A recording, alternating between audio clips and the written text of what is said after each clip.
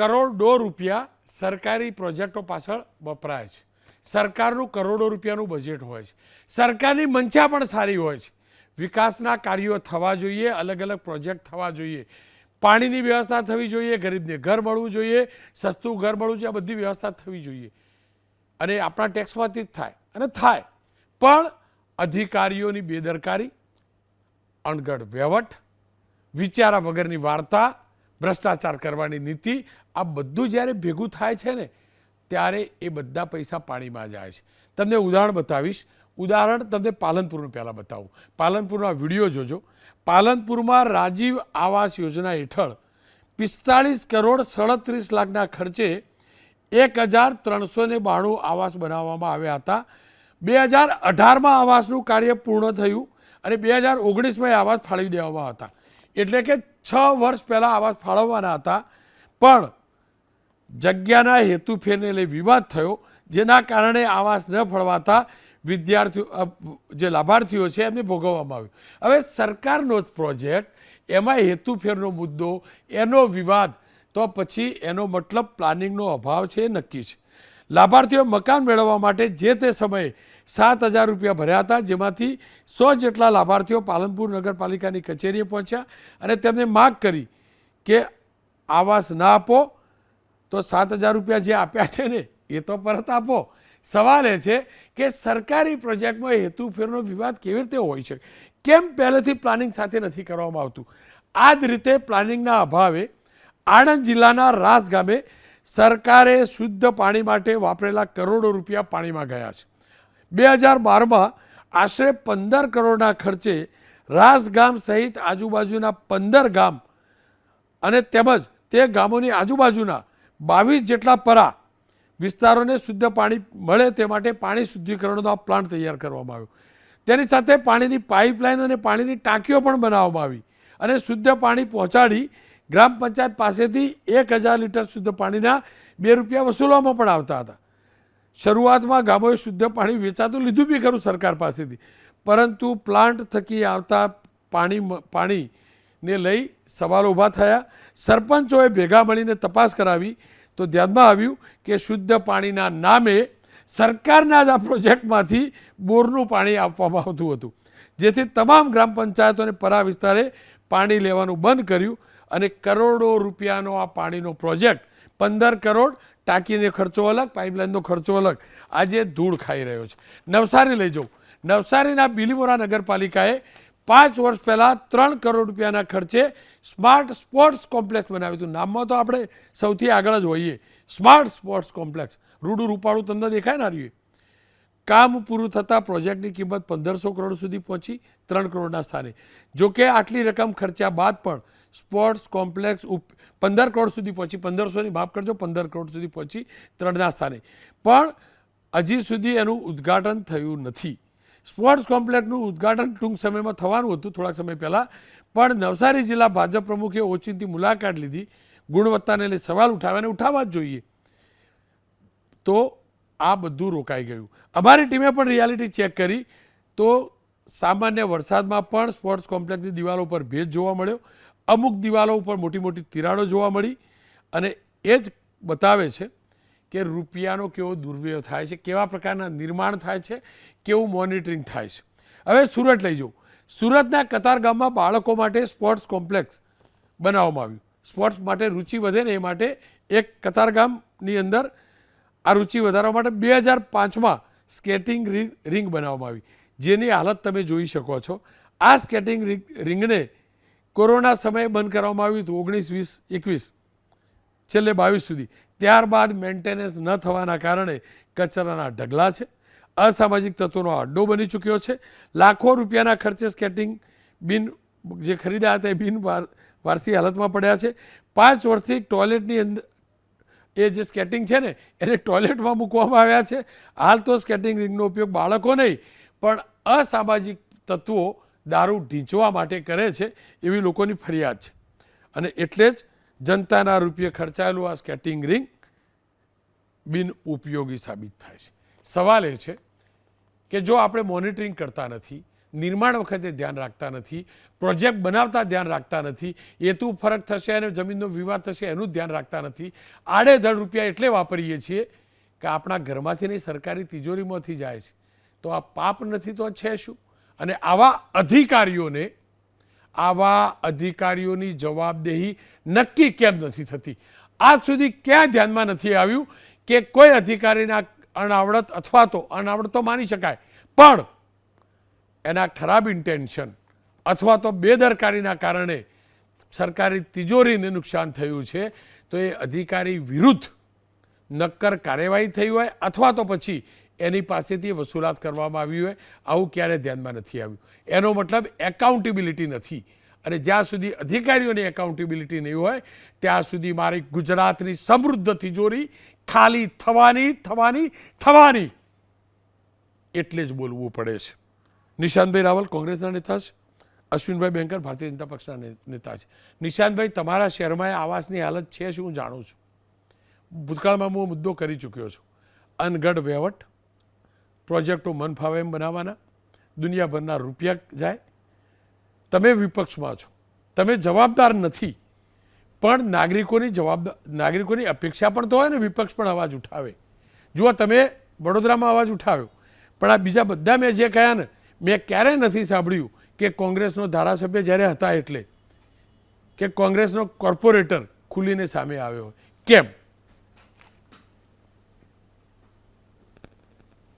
રોનકભાઈ, સર્વપ્રથમ તો એક વાત બતાવવા માંગુ છું, એક વસ્તુ બતાવવા માંગુ છું. આ સામાન્ય વસ્તુ નથી, આ ભારત દેશનું સંવિધાન છે અને ભારત દેશના સંવિધાનમાં ગુજરાત અને ભારત દેશના તમામ નાગરિકોના ફરજો અને હક્કો વિશે ચર્ચા કરેલી છે.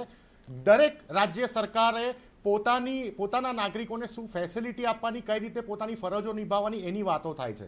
તમે જો કે ગુજરાતમાં અત્યારે હાલત એવી થઈ ગઈ છે કે નાગરિકો પોતાની ફરજ બિલકુલ નિભાવે છે. નાગરિકો સમયસર ટેક્સ પે કરે, પોતાના ઇલેક્ટ્રિસિટીના બિલો, અન્ય બિલો રેગ્યુલર પે કરે. જો ના પે કરે તો કનેક્શનો કપાઈ જાય. પણ સરકારી કામો અને સરકાર દ્વારા ડેવલપ કરવામાં આવતા ઇન્ફ્રાસ્ટ્રક્ચરમાં એમના અધિકારીઓને, એમના જે કચેરીઓ હોય છે, પોતાની ફરજો નથી નિભાવી રહ્યા અને એના કારણે આ કરોડોના કૌભાંડો રોજબરોજ આપણને બહાર આવી રહ્યા છે, જે કેલ્ક્યુલેટરમાં એનો આંકડો સમાતો નથી. આજે તમે જો કે ભારતીય જનતા પાર્ટી એ CCGK ના પ્રોજેક્ટ ઉપર કામ કરે છે. Contract commission goes to Kamalam directly. ગામથી લઈને ગાંધીનગર સુધી, કચેરીથી લઈને કમલમ સુધી કટકીબાજી ચાલી રહી છે. અને એના ભાગરૂપે તમે જો કે વડોદરા હોય, સુરત હોય, અમદાવાદ હોય, રાજકોટ હોય, આપણે મેગા સિટીની વાત કરીએ છીએ, ત્યાં તો આવાસ યોજનાથી લઈને બ્રિજ બનાવવા, રોડ રસ્તા બનાવવા કે સ્પોર્ટ્સ કોમ્પ્લેક્સ બનાવવા કે સરકારી માધ્યમ દ્વારા ઇન્ફ્રાસ્ટ્રક્ચર ડેવલપ કરવો, એ અત્યારે ગુજરાતનો ભ્રષ્ટાચારનો મુખ્ય એપિસેન્ટર બની ગયું છે.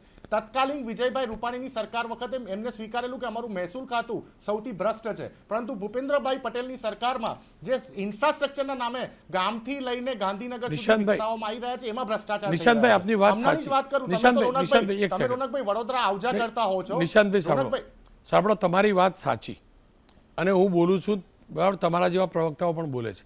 મારો સવાલ બીજો છે, હું ફરીથી કહું છું, તમે જવાબદાર છો હું જરા નથી કહેતો, તમે વિપક્ષ છો, મને અધિકાર બી નથી તમને સવાલ પૂછવાનો, પણ હા, એક નાગરિકોની અપેક્ષા જરૂર છે. જેટલો પણ વિપક્ષ છે, આ બધા મુદ્દે વિપક્ષના નેતાઓ કેમ સામે નથી આવતા? કમસે કમ મેં આજે બતાવ્યા ને મોટાભાઈ નિશાંતભાઈ, એમાંથી કોંગ્રેસનો એક પણ જગ્યાએ એક પણ નેતાએ અવાજ નથી ઉઠાવ્યો. રોનકભાઈ, અત્યાર સુધીનો સૌથી મોટો મનરેગાનો, દાહોદનો અને ભરૂચ ખાતેનો ભ્રષ્ટાચાર કોણ બહાર લાવ્યું? અમારા વિરોધ પક્ષના નેતા અમિત ચાવડા સાહેબ બહાર લાવ્યા, અમારા શક્તિસિંહ ગોહિલ સાહેબ, અમારા પ્રદેશ પ્રમુખ બહાર લાવ્યા. તમે જુઓ કે વડોદરામાં તમે આવજા કરતા હો છો, વાઈફાઈના વ્હાઇટ કલરના પોલ 2016થી કરોડોના ખર્ચે લગાવેલા ભ્રષ્ટાચાર કોંગ્રેસ બહાર લાવ્યું. તમે જુઓ કે હમણાં ગટરના નામે જે ખાલી જે પાટિયા બેસાડી દીધા છે ને, એને ખોલીને જુઓ તો એમાં ખાલી ધૂળ નીકળે છે, પાણી જેવું કંઈ હોતું નથી. આ ભ્રષ્ટાચાર. તમે જો રોરો ફેરી અને જે સી પ્લેનના નામે તમે જો એરોડ્રામ અમદાવાદમાં જે કરોડો રૂપિયાના ખર્ચે બનાવી દીધું, પ્રધાનમંત્રી મોદીજીના હસ્તકે એનું લોકાર્પણ થયું હતું. આ ભ્રષ્ટાચાર પણ બહાર લાવવા વાળું કોંગ્રેસ પાર્ટી, જ્યાં જ્યાં પણ અમારી નજરમાં, અમારા ધ્યાનમાં આ ભ્રષ્ટાચાર રૂપી જે આતંકની પ્રવૃત્તિઓ અમારી સામે આવે છે, એને અમે બિલકુલ અમારી ફરજમાં આવે છે ને અમારે લાવવું પડે છે ને અમે વિધાનસભામાં પણ એનો મજબૂતાઈથી અવાજ ઉપાડીએ છીએ. અને આજે એટલે જ એક મંત્રીના 2 પુત્રો જેલ ખાતે છે, જેલમાં છે. જો આ કરોડો રૂપિયાનો ભ્રષ્ટાચાર બહાર ના આવ્યો હોત તો તમને ખબર છે કે ભારતીય જનતા પાર્ટી પાર્ટીને એમના મંત્રીઓને સરસ રીતે લીપાપોતી કરતા આવડે છે, પરંતુ જ્યાં સુધી અધિકારીઓ પર ભારતીય જનતા પાર્ટીની સરકાર એક્શન નહીં લે, અમારે સસ્પેન્ડ શબ્દ નથી સાંભળવો, અમારે ટર્મિનેટ શબ્દ સાંભળવો છે. 5-6 અધિકારીઓ જે આ બધા બિલ્ડિંગો બનાવીને એવા કરોડો રૂપિયાના મૂકી રાખે છે, એનું મેન્ટેનન્સ નથી થતું, લોકાર્પણ થયા પછી લોકો આમ નાગરિકોનો ઉપયોગ નથી કરી શકતા, આવા અધિકારીઓ પર ફાઇન નથી કરવામાં આવતો, આવા અધિકારીઓને ટર્મિનેટ નથી કરવામાં આવતા, અને એટલે વારંવાર એમની હિંમત દિવસે દિવસે વધતી જાય છે. હાટકેશ્વર બ્રિજ હોય કે પછી પેલો અમદાવાદ વાળો રેલવે બ્રિજ કે બ્રિજ પર એવી સીધી દિવાલ દેખાય, કેવી રીતે શક્ય છે રોનકભાઈ? આવા ઇન્ફ્રાસ્ટ્રક્ચર, આટલા બધા એન્જિનિયરો, ગુજરાતમાં આટલા એન્જિનિયરો દર વર્ષે બહાર નીકળતા હોય એવા માહોલમાં આટલો મોટો ભ્રષ્ટાચાર, આવા ઇન્ફ્રાસ્ટ્રક્ચર ડેવલપ થવા કેવી રીતે પોસિબલ છે? આ માત્ર ને માત્ર અધિકારીઓ અને મંત્રાલયની સાઠગાંઠ વગર શક્ય નથી. જી નિશાંતભાઈ, આપ જોડાયેલા રહો, અને આપે અદ્ભુત વાત કરી, અને એટલે જ હું ભૂલી ગયો તો તમે યાદ કરાવી. બેન્કર સાહેબ, આ નિશાંતભાઈની વાત તો સાચી છે. અમદાવાદમાં એક બ્રિજ બને છે, બ્રિજના છેવાડે કોઈની ખાનગી દિવાલ આવે છે. આવું પ્લાનિંગ અહીંયા મેં બતાવ્યા રે પાલનપુરના રાજીવ ગાંધી આવાસ આટલા વર્ષો સુધી પડ્યા રહેલા. અમદાવાદની અંદર પણ એવા આવાસ બનેલા હતા અને વચ્ચે તૂટતા હતા, કોઈને ખબર બી નહોતી ને કેમ થોડીક વાર પછી હટાવ કે વટવાના હતા, એ વિઝ્યુઅલ પણ બતાવીશ. તો એનો મતલબ અનગઢ આયોજન થાય છે, અધિકારીઓ મનમરજી પ્રોજેક્ટ સહી કરાઈ જાય છે મંત્રી જોડેથી, વિભાગ જોડેથી, બધું ચાલી જાય. આવું તો ના હોય ને સાહેબ. રૂપિયા તો અમારા જાય ને સાહેબ, આપણા જાય ને.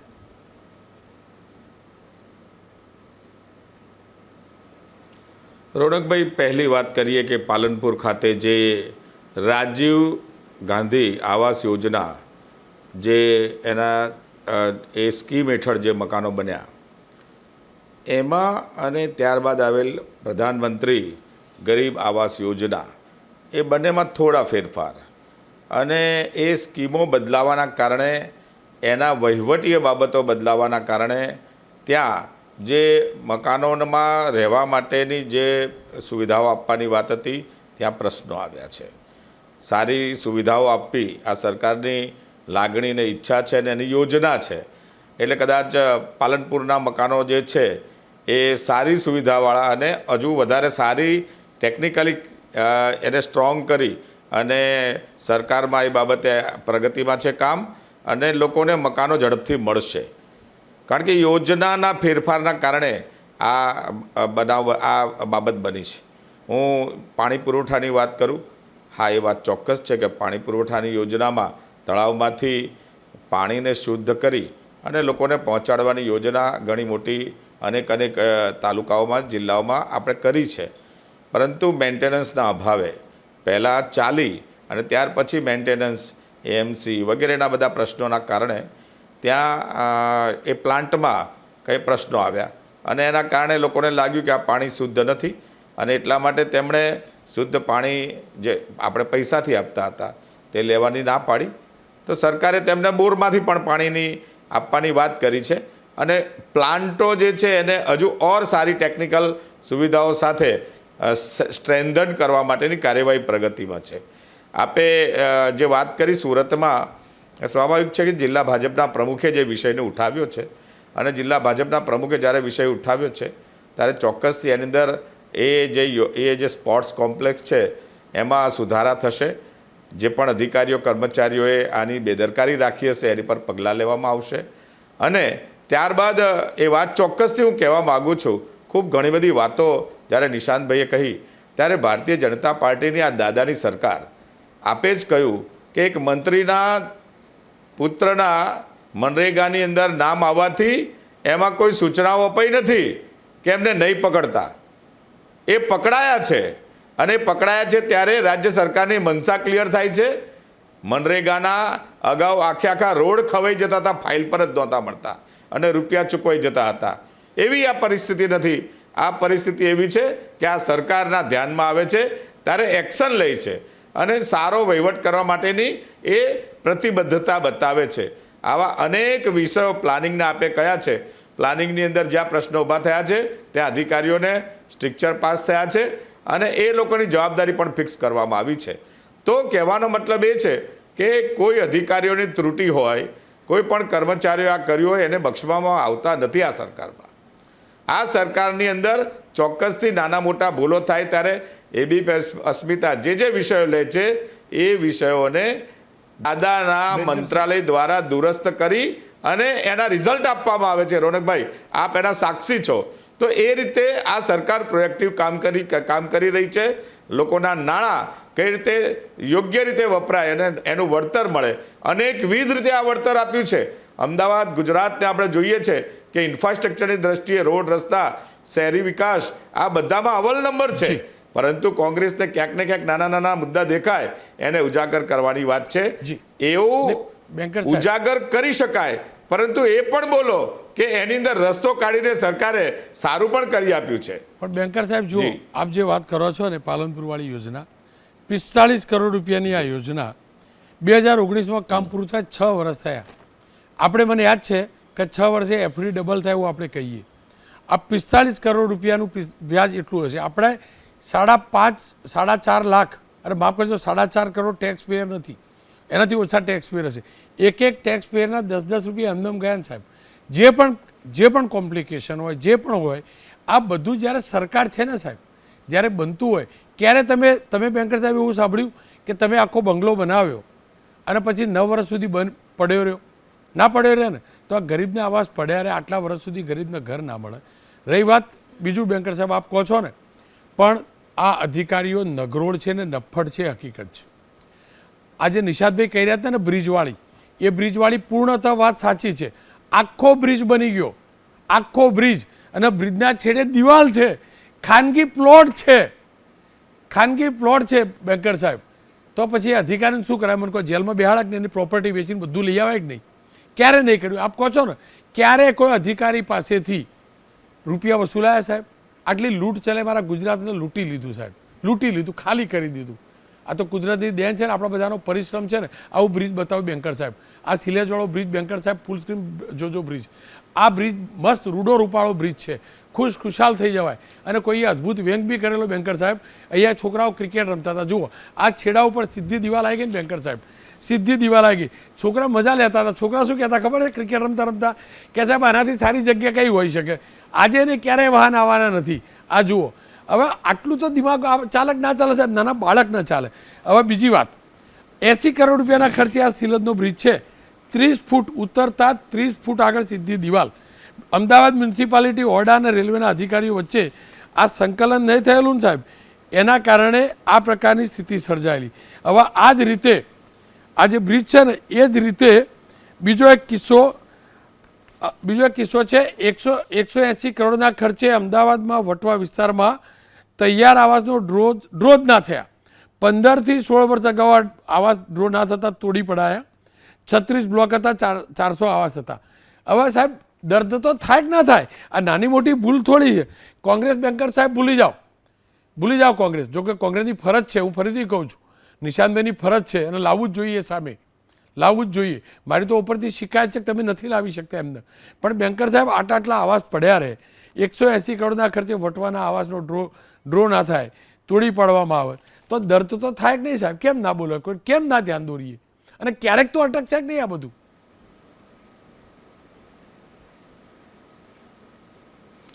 નહીં રોનકભાઈ, આપની વાત સાચી છે. આ બ્રિજ બાબતે એના પ્લાનિંગના સંદર્ભમાં પ્રશ્નો ઊભા થયા છે અને સ્વીકારીને અધિકારીઓની જવાબદારી ફિક્સ કરવા માટેની વાત થઈ છે. હા, વટવાના જે મકાનો છે એ જર્જરિત થયા છે, તે એનાથી સારા મકાનો આપવાની રાજ્ય સરકારની નેમ છે. એને ફળીભૂત કરવા માટે આ પ્રયત્ન થઈ રહ્યો છે, કારણ કે જર્જરિત મકાનો ફરી એકવાર તૂટવાના છે. તો એ સ્થિતિની અંદર સારા મકાનો કરવા માટે રાજ્ય સરકાર પ્રયત્ન કરી રહી છે. મારો કહેવાનો મતલબ એવો છે કે સરકાર જ્યારે ધ્યાનમાં આવે ત્યારે ચોક્કસથી એને દુરસ્ત કરવાનો પ્રયાસ કરે છે અને આગામી પગલાં જે જનતાના હિતમાં સારા હોય તે લેવાય છે. નિશાંતભાઈ, ટૂંકમાં તમારી પ્રતિક્રિયા, અને આ સબ્જેક્ટ રિલેટેડ જ કહેજો. રોનકભાઈ, 20 સેકન્ડમાં હું જવાબ આપી દઉં. માનનીય બેન્કર સાહેબનું ખૂબ જ રિસ્પેક્ટ કરું છું, પણ મને નથી સમજાતું કે સરકાર અને અધિકારીઓનું એવું કયું ઈલું છે કે બેન્કર સાહેબ એક વખત એમના સ્ટેટમેન્ટમાંથી ના બોલ્યા કે અમે આ જવાબદાર અધિકારીઓના ઘર પાસેથી એમના ઘરમાંથી અમે ફાઇન વસૂલીશું અને એમને ટર્મિનેટ કરીશું. આજે રોનકભાઈ, મારા ને તમારા જેવા મધ્યમ વર્ગનો વ્યક્તિ જ્યારે રોડ ઉપર ચાલવા નીકળે તો સૌથી પહેલો વિકાસ શું જોવે છે? ફૂટપાથ જોવે છે ને. આ જોઈ લો. અરે વડોદરાનો ફૂટપાથ જો રોનકભાઈ, ડબલ ડેકર ફૂટપાથ. આ જુઓ તમે, ફૂટપાથમાં પણ આટલો મોટો ભ્રષ્ટાચાર જી, જી. કરી નાખે છે આ લોકો.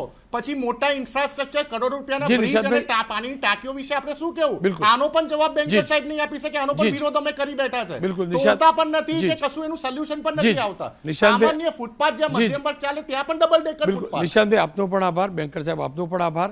નિશાંતભાઈ હું જાણું છું કે અશ્વિનભાઈ જ્યારે જ્યારે કાર્યક્રમમાં જોડાયા છે એ વાત એમને સરકાર સુધી પહોંચાડી છે. એ એમને એક નાગરિક ધર્મ ચોક્કસથી નિભાવ્યો છે. ફરી એકવાર કહીશ, અધિકારીઓની જવાબદેહી નક્કી કરવી પડશે, કારણ કે આ નાગરિકોના ખૂન પસીનાના રૂપિયા છે. ઝાડ ઉપર રૂપિયા નથી ઉગતા. શર્ટ લેવા જાય ને તો મધ્યમ વર્ગનો પિતા કે મા એના સંતાનને 500 રૂપિયાનો શર્ટ લેતો હોય અને સામે 400નો પડ્યો હોય ને તો કે બેટા 100 રૂપિયા બચાવ, અને પ્લાનિંગ કરીને ખરીદે છે. અહીંયા તો 150, 200, 300 કરોડના પ્રોજેક્ટ બને છે રેલવેના પુલના નીચે દિવાલ. આનાથી મોટું દુર્ભાગ્ય શું?